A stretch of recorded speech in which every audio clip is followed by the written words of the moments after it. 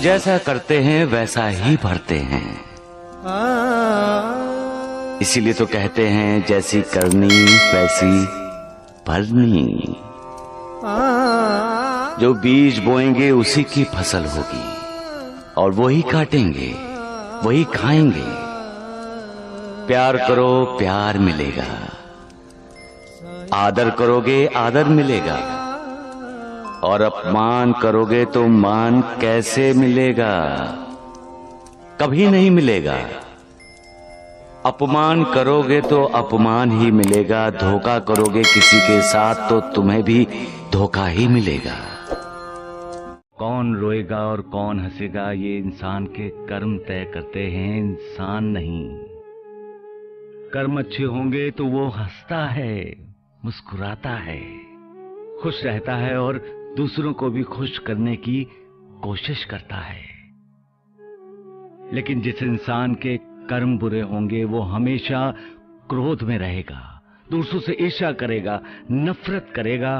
वो न खुद कभी खुश होगा न कभी दूसरों को खुश करने की कोशिश करेगा,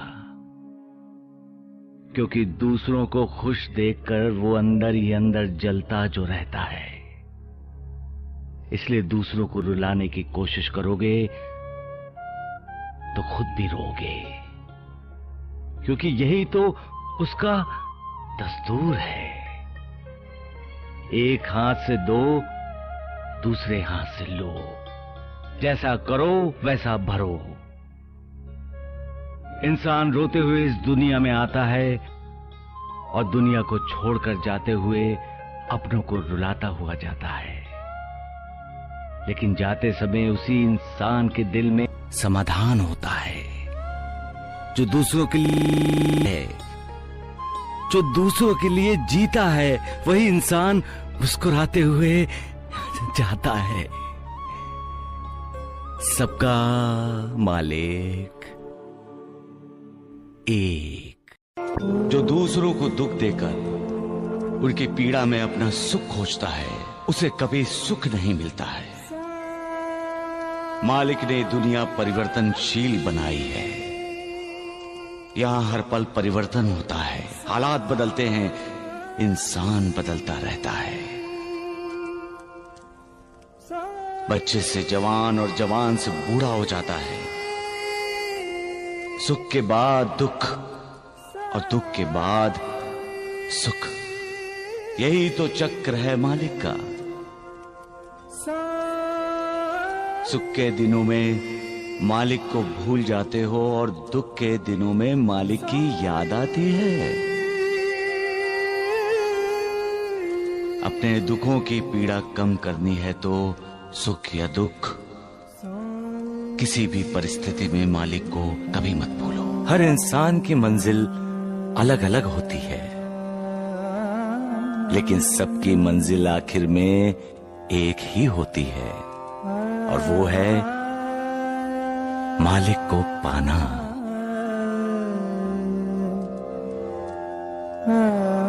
जब एक पत्नी अपने पति को परमेश्वर समझती है, अपना मालिक मानती है, तो वो औरत अपने परमेश्वर को पाने के लिए सबके मालिक उस ईश्वर को भी चुनौती दे सकती है।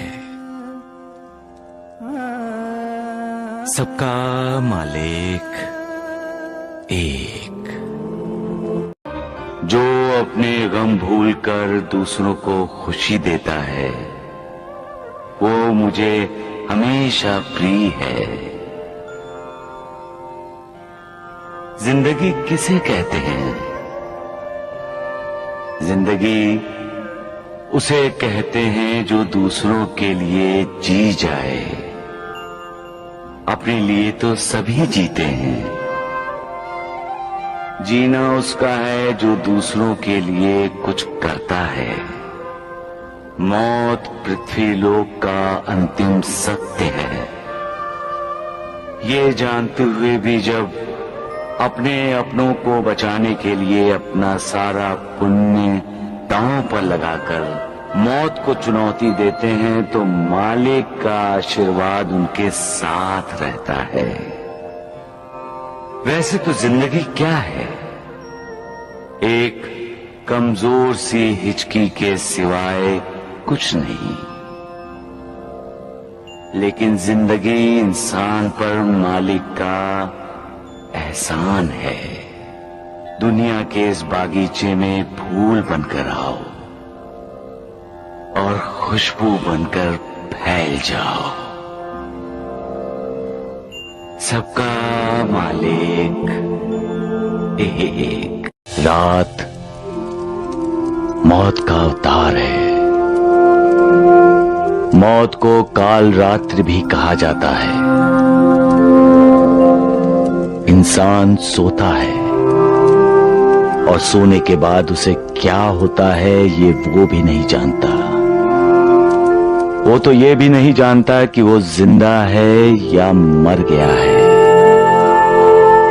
यही मालिक का चमत्कार है जो इंसान को हर दिन हर रात ये बताता है कि नींद से जागने के बाद इंसान को मालिक का शुक्रिया अदा करना चाहिए। इसलिए जो ज्ञानी होते हैं वो जागने के बाद उस मालिक को प्रणाम करते हैं।